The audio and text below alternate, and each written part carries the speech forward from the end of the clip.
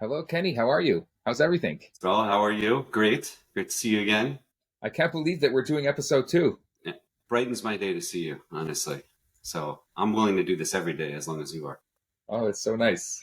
You know, I just got my favorite corkscrew, my uh, my my waiter key in the mail, and I'm always surprised with how recently. I'm just opening it up literally as we talk. Well, yeah, I'm excited to see which one you think is the best. Yeah, exactly. I'm curious about you as well. How recently they've gone up in price a lot, so I like this one a lot. The pull tap. Maybe you've seen it before. It's like the typical waiter key. It's a pull tap. I Uh-huh. like it for a couple of reasons, but I will say that the reason why I ordered this one is because my last one just broke, and it broke not long after I got it, which was surprising. But I like it. It's a two ridged here. Right. Well, Um, I'm going to cut you off and tell you why it broke and why you're buying whatever that piece of junk that you have is. You know that it's funny because for years I that's exactly what I bought, and I have a million of them laying around my house. You know, you have that drawer with all your wine yeah, paraphernalia, all the paraphernalia. right? Exactly.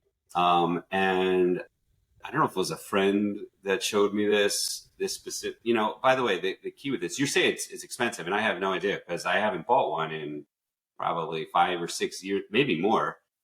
I'm using this guy. I don't know how well it What shows is up, that? and I know I'm gonna. Some people may be listening to this, so I'm going to say what it is in a second.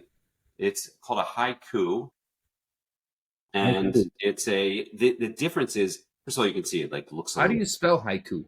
It's spelled the COUP, Okay. HICOUP. Now the difference here, it also has that like that kind of two thing, right? Yeah, I like that.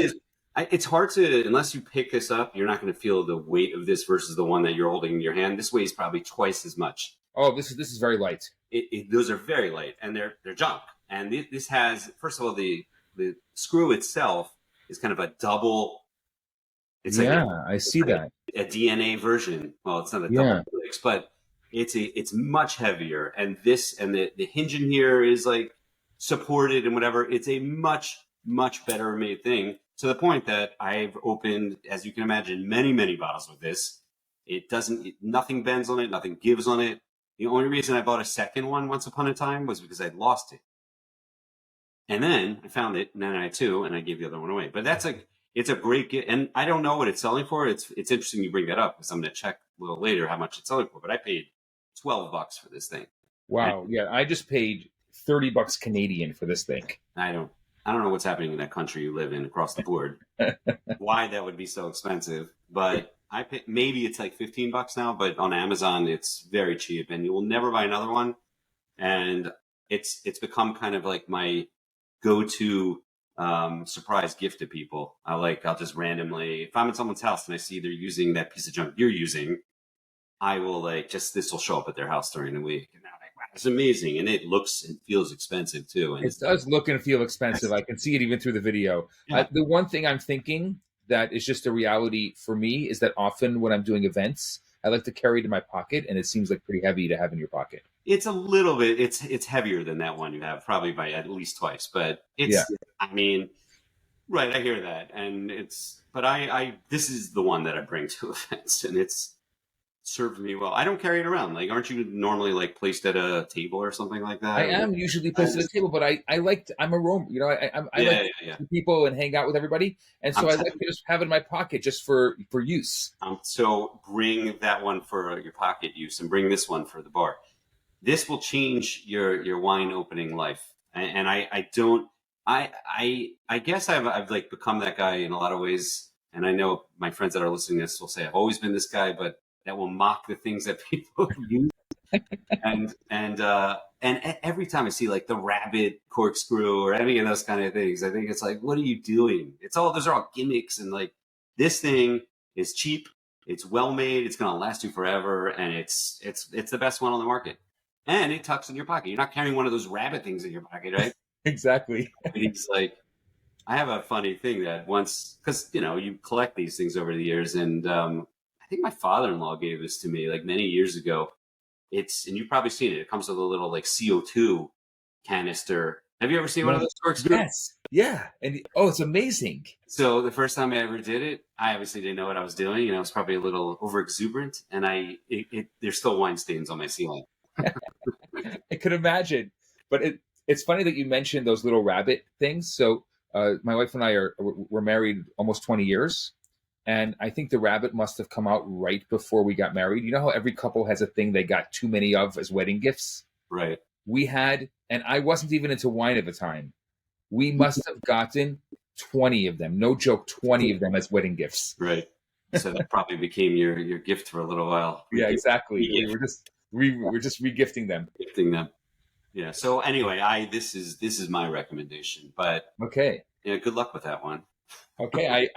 Let me know when it breaks. Haiku. Okay. What are you drinking? So something we just like we this is very, we should say this is very like spontaneous, our conversations. That's what we're aiming for here, right? Is spontaneity. Yes. And something we literally just came up, we're like, why don't we just talk about like what we have open already? And we thought that was a great idea. So I have left over from a tasting, actually, this Shiloh Petit Bordeaux 2020. Ooh, Amichai. Yes, Amichai. Well, why don't you say what you have first before I talk about it? Yeah, okay. I have actually just this nice cheapie that I happen to like, this Dacci Barbara D'Asti. Sure. And that I opened it up earlier today. Don't ask why, because I was going to ask why, but all right, I won't. And it's about a third gone already, and it was it's just after 5. So yeah. Well, it's it's 5:00 somewhere. It's Adar. That's what I say. That's it's true. Adar, and because of that, the Jews have every reason to open a bottle of wine that they wouldn't necessarily open in Adar. Totally agree. You're not getting any arguments from me. Yeah, I know and like that wine very much, and it's very inexpensive, and that wine is produced by the river, right? Well, I think they distribute it. Yeah, I think they actually make. What does it say on the label? It says imported by the river wine. Right. When I say produced by, I'm saying they have it produced. I don't think right. Ami Nahari's in there mixing. He may be, actually, for all I know. Maybe in there, like stepping on grapes. In fact, I always knew them for Gabe and Shimon's Twin Sun wines that they did. That's right. They produce those. That's right. But he's brought in some really like inexpensive Italian wines in recent years. So I'm a big fan, because more Italy, if you ask me. Well, there are only, I think, 2 full kosher wineries in Italy. That's correct. Tierra di Seta and Cantino Giuliano are the only 2, right? Correct. So everything else coming out of Italy is just going to a non-kosher winery and doing a kosher run, which I think at some point we should talk about that idea. For sure. That's a good conversation. But what do you think about that wine? So what do I think? Black cherry. Interesting that it's similar to the last wine. It's funny because I think a lot of people who are just used to kosher wine, when they hear Asti, they're like, "Oh, Asti Spumante." Right. Or Moscato d'Asti, right? The one that people usually know is the Moscato d'Asti. Right. And so the Asti is actually the capital of the Piedmont region, right? Yeah, I know it's from Piedmont. I don't know about the capital. Yeah, it's the capital city of the Piedmont region. And Piedmont, if you look at it, it's kind of southwest Italy. So you have Milan up here, and then you'd have like Nice, France down there. Okay. And then Asti's like right in the middle. Okay. And let me ask you something. When you think Italian wine, like what's the Barbera doesn't immediately come to your mind, right? It's not like, and there aren't them. By the way, interestingly, Shiloh makes a Barbera. They may not make it anymore, but he made a Barbera for a long time, and I always very much like that wine. But you don't see that many like Barberas in the kosher market. I like the Barbera grape. Yeah. I like a lot of these Italian grapes. Really, often it's used similar to a Petit Verdot as an emulsifier. I see that often as like on blends, Israeli blends or Italian blends. You said that, I was like, it's interesting because the Petit Verdot and the Barbera, like they're both like big color and they're both big color grapes also. Yes. Actually, what emulsifier mean? I thought emulsifier is like a thickening agent. Isn't that what an It emulsifier was. It's to thicken it and to color Okay. it. Yeah, right. Yeah. So that's interesting that we picked those. There you go. Yeah. That's pretty cool. So I see the Barbara in a lot of other wines and blends, but I rarely see a varietal Barbera. Correct. You really don't. And that's, I'm sure, even more so in the kosher market. There are not that many of them. And that's the same with the Petit Verdot. So this wine, varietal Petit yeah. Verdots. Go ahead. So tell me about the one. This wine happens to be really acidic. Kenny, what do you do if you have a really acidic wine and you just want it to not be as acidic? Well, I mean, personally, I love acid wine. That doesn't bother me. I have the other problem. I think when a wine is too fruit forward right away, I'm like, it's like I need a little more balance there. I don't typically. It's why I love Italian wines. Is all that acid that you find, right? And that you find. To answer your question, I don't know. What do you mean? What I mean, it's not what you mean. I understand what you mean. I don't know how I would answer. What do I do? Well, it starts off with a little bite, right? But that comes from cool climate and like the less ripe, like the more ripe. That's why you find like nowadays in like a place like Israel, you're gonna have very ripe, or even like warm part of California, you're gonna have real New World, a lot of fruit and a little less acid. In a place like Italy, you're gonna have more acid, maybe a little less fruit. But right. I don't know. Again, that doesn't bother me. So I don't really think about what I have to do. But I don't know what you mean. What can you actually do to the wine? Here's an answer. Then you do something food-wise to. Is that what you're exactly? That's because I was thinking food-wise. Like, how do you balance that out? So this is what I love about Italian wine, and I think you just said it before. It's acidic, but it also has a lot of fruits. So I got aromas of black cherry, I've got raspberry, strawberry, even a subtlety of strawberry. It's like really, really strong, blackberry even. And it's been out for a bit. Yeah. So because of that, it's not as acidic as it was when I first opened it. So you feel that calming down somewhat, which is absolutely. You find that. How much did you pay for that? Do you know how much that retails for, that Dacci? It's under 20, right? It's under $20. Yeah. It's under $20. Is that a bushel bottle of wine? It is Mavushal. Yeah. 4.5% alcohol. And it's a DOCG. Let's talk about that for a second. Go ahead. That's interesting. So much like France or Spain, Italy is controlled. And the government, I'd always wanted to be one of these government people that just, what is your job? I decide whether it's a DOC or a DOCG. Right. Italy ran behind France in a lot of ways, but it was more restrictive, in fact. And, this whole thing that's come about recently with I shouldn't say it's come about recently. It's come about recently, but we're hearing more in the kosher world about the super Tuscans. That whole idea came from the fact that government restrictions in Italy were so tight, they wouldn't let them, like in some places, grow anything but Sangiovese or something. And this personally, I'm like, let's taste some cab from Tuscany. I would love to. So that whole idea came from the fact that it was so restrictive that you can only do that. So that's all this DOCG, and they have different names in every country, as you know. And like we touched on that in the last one, where in America it's called now I'm blanking, American Viticultural, AVA. Right. And some countries are far more restrictive than others, of course. A place like Israel is not nearly restrictive. Barely any, unfortunately. It's good and bad, that's good and bad. I mean, it's like what happened in Italy until they really revolted against the system. Otherwise, you're just going to be drinking Sangiovese, or maybe some Montepulciano. But like, you generally you want kind of both. There's a good balance of government restriction and wine growers being able to do what they want, experiment, and it's like anything else. And you have wine makers that are just making wine, and I'm not sure it is really wine. Right. So that's what happens when it's not controlled. Well, that happens with olive oil. I mean, very much. Like, there's all kinds of scams with olive oil. Right. So that's a recommend for you, that wine, I take it. I don't know. It's just a go-to bottle. Sometimes you don't want to open up a fine bottle of wine. You want just something that's, I like to call it cheap and cheerful. Yeah. I find that those Italian wines are the most like are so food friendly, and I think it's because of the acid and like you really can eat them. You can drink them with so many like types of food. I find, and because they're not overbearing and like Yeah. I always find they're like that word food friendly is overused when it comes to wine, but I think it applies to a lot of these, and especially something like that. It's like that's a bottle you can open on what is tonight, Wednesday night, and it's like you don't feel that bad about it. Yeah, exactly.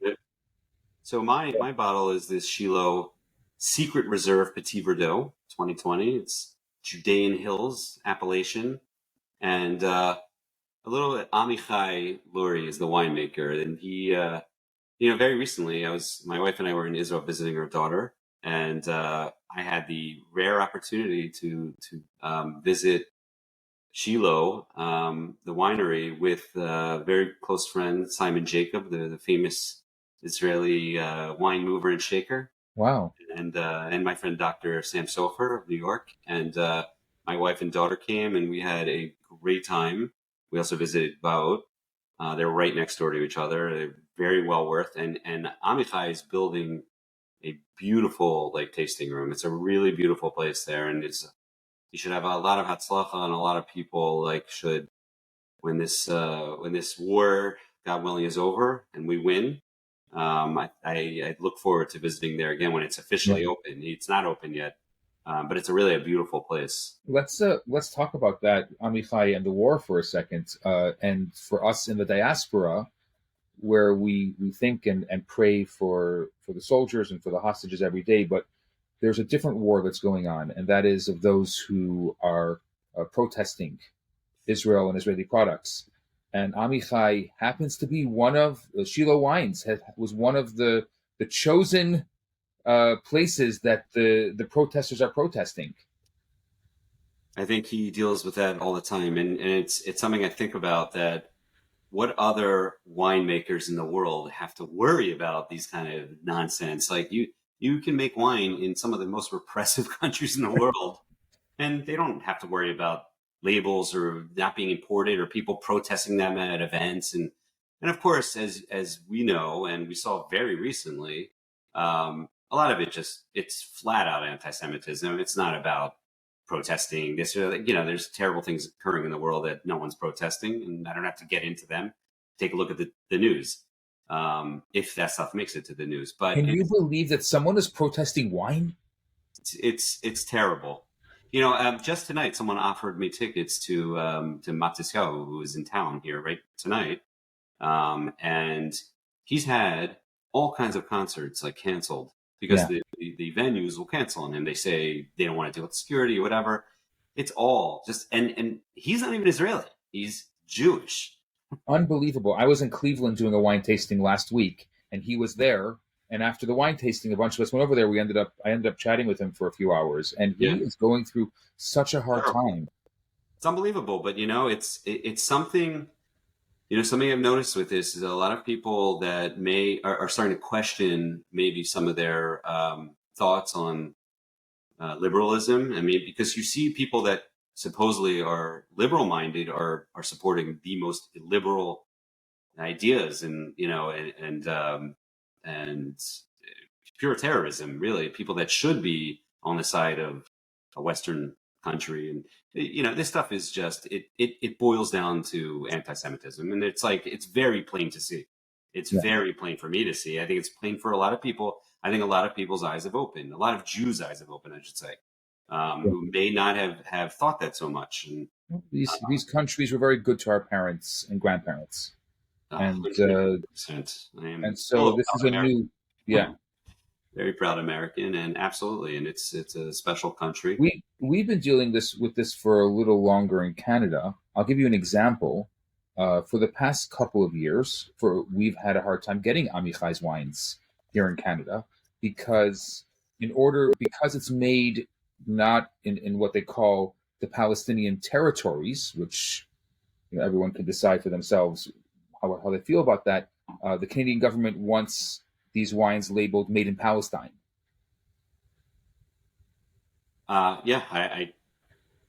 I'm speechless by this stuff, but I'm never surprised. And Canada is Canada. It's I don't know what to say. Maybe it's time for you to move over the border. Um, in fact, I think I just saw today in the news that they're doing they're giving a hard time, probably in Montreal where you are, with the kosher slaughtering. They're Yeah. starting with that again. Yes, we're having a big issue with kosher slaughtering now. Oh, I'm surprised it's already made it that far because we've been dealing with it for a few months already. Which we know to be, done in the most humane way possible. So once again, things boil down to anti-Semitism more than anything else.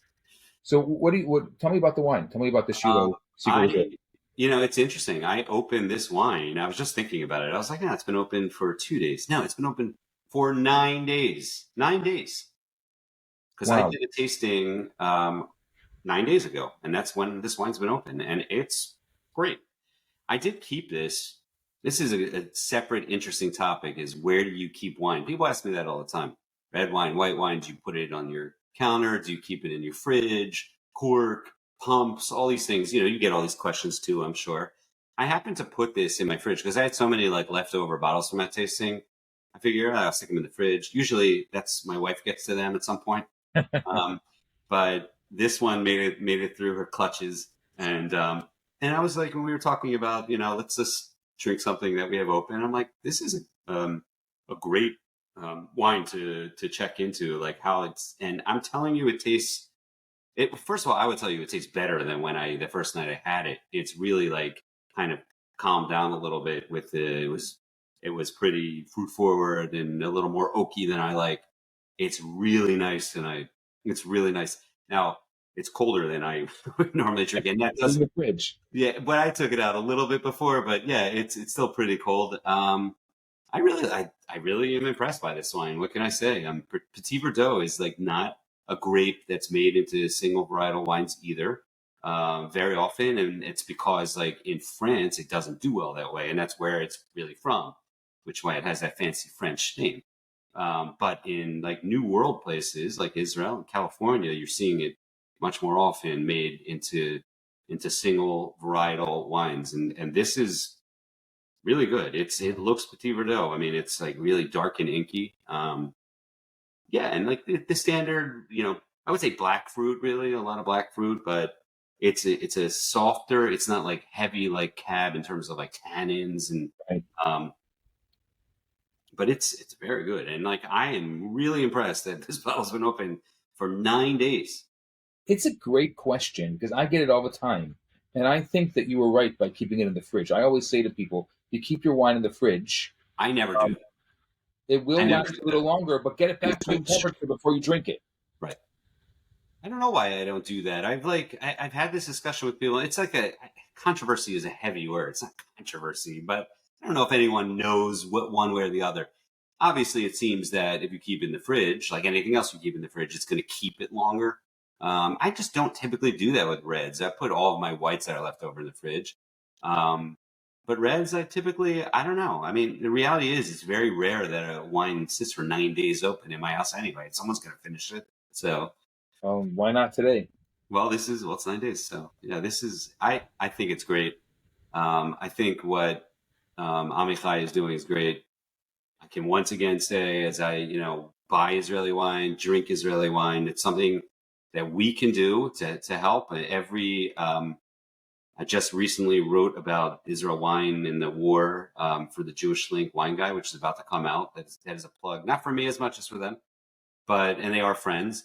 But every single winemaker I spoke to said the exact same thing. What can we do to help? Buy Israeli wine, drink Israeli wine. I really think that this takes off for the Seder this year. Yeah. If you're sitting in the diaspora at a Seder, we should all be not next year in Jerusalem, this year in Jerusalem. But if you can't be in Jerusalem for whatever reason, if you're sitting in the diaspora at a Seder, you need to have Israeli wine. I think it's imperative this year.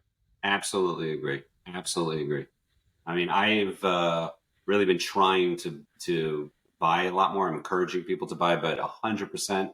And that's you made the point. Why that idea of being in Eretz Yisrael and whatever. I think that's a really special thing to drink Israeli wine. I know a lot of people that do that on a yearly basis at the Seder. They drink Israeli wine specifically for that reason. And I think this year more than ever, it's a little thing we can do.